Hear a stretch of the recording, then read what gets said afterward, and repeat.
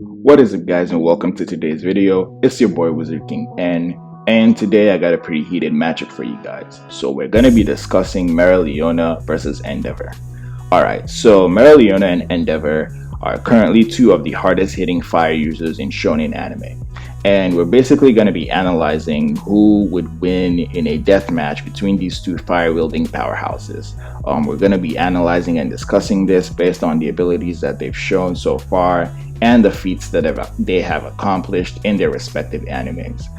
Mind you, this video is an anime only video, and I will not be going into any manga spoilers, so we will not be considering, any type of post time skip Mereoleona or Scarred Endeavor, none of that.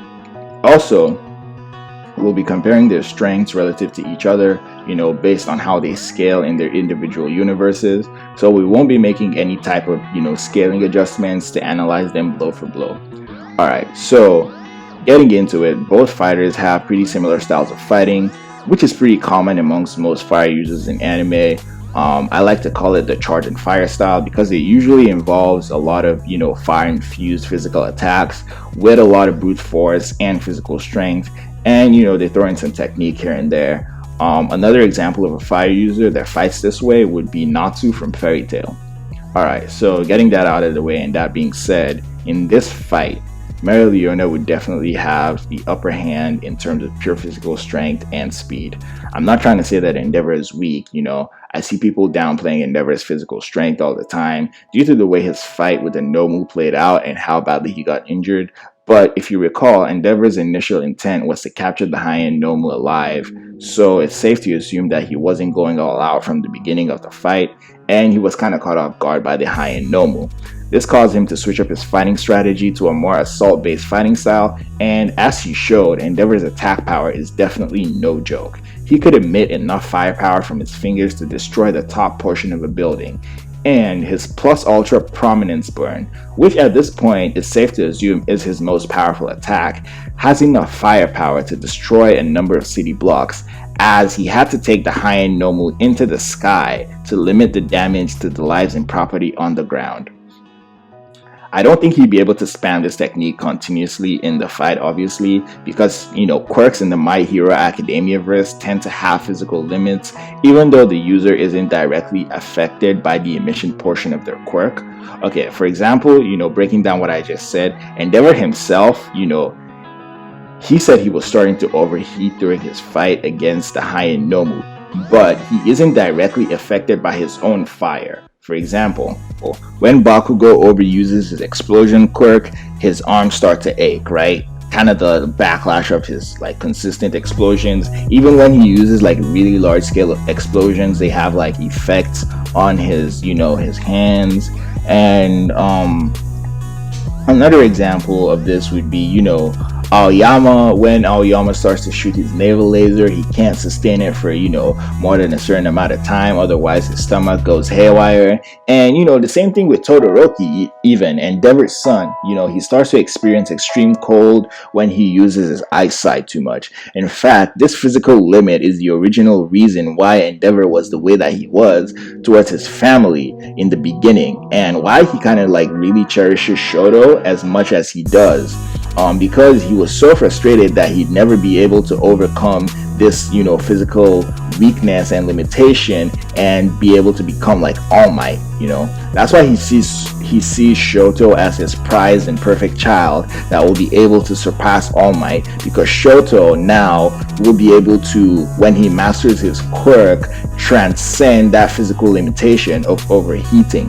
Alright, so he'd be able to regulate his temperature based on the need. Todoroki, Shoto would be able to, increase his temperature when he gets too cold from using his eyesight, and reduce his temperature when he gets too hot from using his fireside. Okay, so, alright, that being said, this physical limitation of overheating would definitely be a huge problem for Endeavor if the fight with Mereoleona gets drawn out too much. Alright, so, that being said, in addition to his larger scale attacks, Endeavor has gained a level of mastery over his quirk that is pretty uncommon in the My Hero Academia verse. So much so that he is able to move his otherwise numb body with just his quirk and his quirk alone.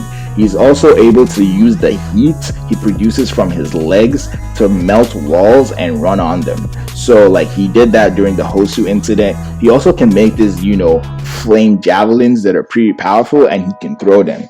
And this is kind of my personal favorite Endeavor attack, but those like cell charring blue flames that he used against the Nomu in the Hosu incident, that was also pretty cool. Alright, so with these in addition to his Hell Spider and his Prominence Burn and his arsenal, we can easily see why Endeavor is currently the #1 hero in the My Hero Academia verse. Endeavor is no joke, alright?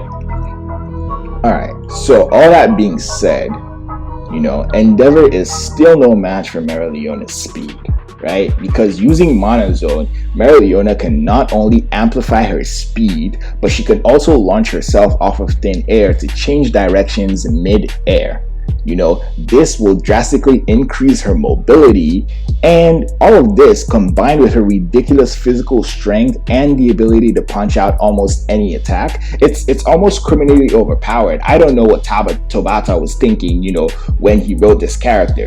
But there's even more. Using Mana Zone, Mereoleona can project her fire spell attacks from any direction within her Mana Zone, meaning she could be sending attacks from all of Endeavor's blind spots, behind him, above him, or otherwise, right? Also, in addition to all of this, Mereoleona still has Endeavor beat in terms of stamina, right? So she's a royal, and if you watch Black Clover, you understand exactly what I'm talking about. She's a royal with large reserves of mana, and she spends a ridiculous amount of her time in strong magic regions. Again, Black Clover fans, you know what I'm talking about. So she spends her time in these strong magic regions training and hunting wild game that has been infused with a lot of mana. So it's kind of safe to say that Mereoleona's mana reserves are absolutely ginormous, and Endeavor would eventually give out in a battle of stamina. Alright, so at this point, the fight might be getting a little too unfair because of just how overpowered Mereoleona is as a character.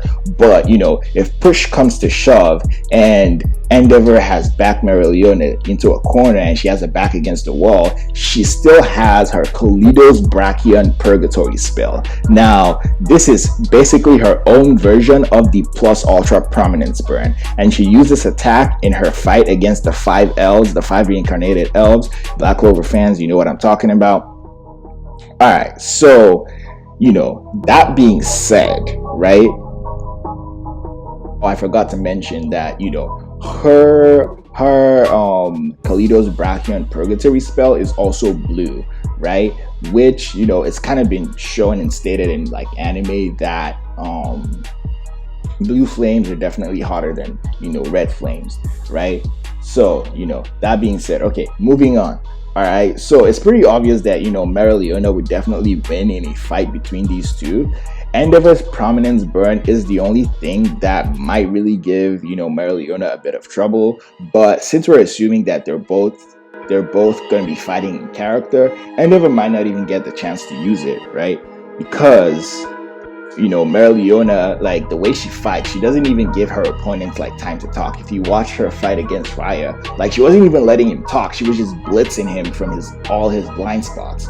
So, that being said, Mereoleona definitely comes out on top in a battle between these two. And yeah, let me know what you guys think. That's it for this video. Let me know what you guys think in the comment section below. If you enjoyed the video, don't forget to leave us a like and smash the subscribe button and leave a comment on what versus battle you guys want to see next time. And let me know what you guys thought about this video. Was there something I was supposed to talk about that I missed? Just let me know what you guys think, overall thoughts, and I will see you guys in the next video. Peace.